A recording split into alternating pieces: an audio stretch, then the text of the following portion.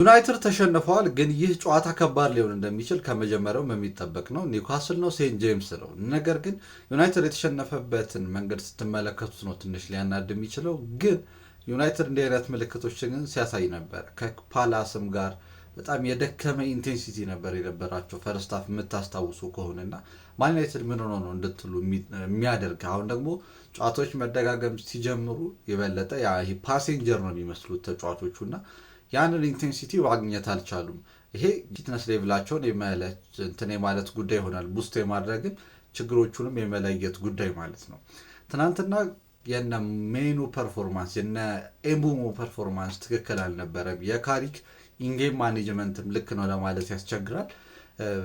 በጣም ከነቶናሊ ጋር ደግሞ ሲሆን የምትጮቱት የበለጠ ሜኑ ያለበትንም ችግር አጉልቶ ሊያሳይ ይችላልና ፍጹም አለመመጣጠን ያላቸው በጣም ቀስ እያለ እርጋታ ምናምን የማያስፈልግበት ጨዋታ ላይ ነው ሜኑ እንደዚህ አይነት ነገር ሲያሳይ የነበረው።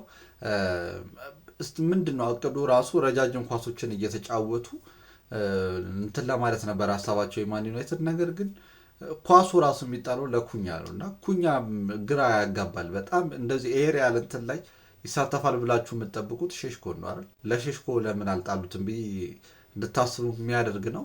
ኩኛ ትሪፐር ስለሆነ ሊሆን ይችላል ከዛ ለሼሽኮ እንዲደርሰው ነገር ማለት ነው። ስለዚህ በዛ መንገድ ነበር። ይሄ ግን ለኤዲሃው የተመቸ ይመስለኛል። በጣም ከባድ አልነበረም። ቀይ ከወጣባቸው በኋላስ ምንድን ነው እንዴት ነው ዶሚኔት አድርገው ሊያሸንፉ ያልቻሉት? ብዙ ነገር ማለት ይቻላል እና ጌም ማኔጅመንቱ የማላሲያ ነው እንዲህ መግባት ያለበት። የገባባቸውን ጎል ሁለተኛው ውስጥ መለከቱት በጣም አስገራሚ ነው። ማላሲያ ኦቨርላፕ እያደረገው ሁሉ ሊመስላችሁ ይችላል። አንድ ሲያልፈው ያሳየውን እንትን ስመለከተው በጣም ነው የገረመኝ።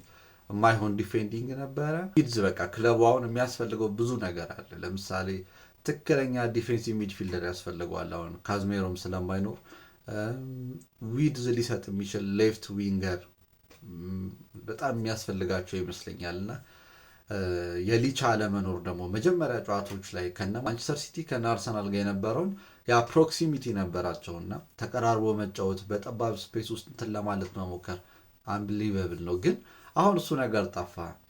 ዲስታንሱ ራሱ በጣም በተጫዋቾቹ መካከል እየሰፋ ነበር። ትናንትና ስትመለከቱ የነበረው ብዬ ነው ማስበው የሊቻ አለመኖር በትክክልም እንደሚጎዳም ያየንበት ጨዋታ ነው።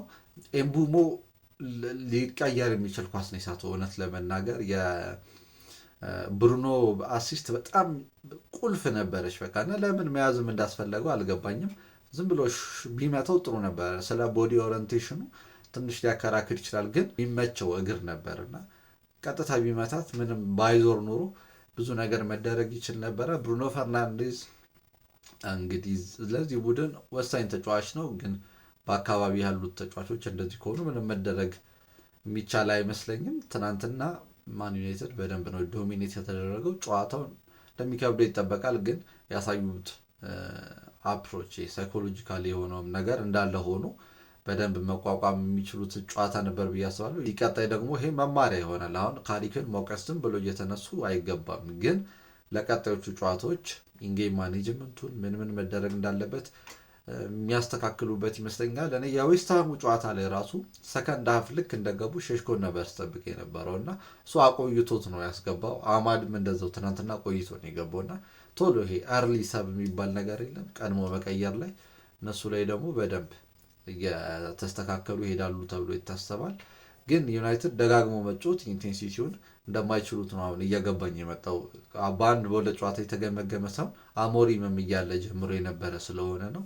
ይመቻችሁ።